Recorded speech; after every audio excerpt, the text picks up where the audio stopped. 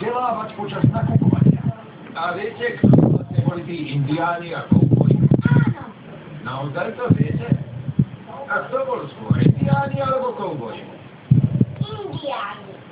Indiáni, správne. Takže toto už viete. Super. Boli malé. Vezmi si väčšie. Kedy príde mamka a ocko? O pol hodinky sa stretneme. Teraz si musíme najprv kúpiť niečo na nohe, aby sme neboli bosí. Tu bola Vegas, je to celkom iný svet. Je dôležité, aby sa deti naučili niečo o indiánoch a kovbojoch. A preto sme tu aj my. Detko a babka, aby sme im to trochu priblížili. Nie vždy je to jednoduché. Vieš, kto boli pôvodní obyvatelia Ameriky? Daj mi pokoj. O, tu máš nezáležitosť. Nakúpime grožičku. Na ďalšie zbranie strása. Teraz čo?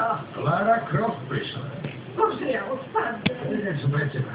Niečo pre teba. Kabelková zbraň teda. Bože, čo je to? Zabite ma. Toto nie je možné. Kde sme to? Kde sme to? Zabite. Robert, pomaly ma prečo, nie Robert. Robert, ty mi bukaderníkovi.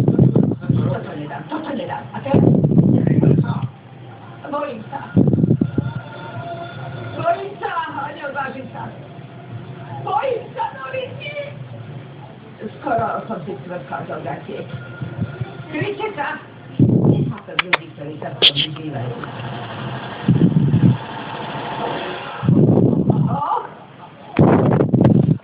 Podľa mňa je to absolútne chore.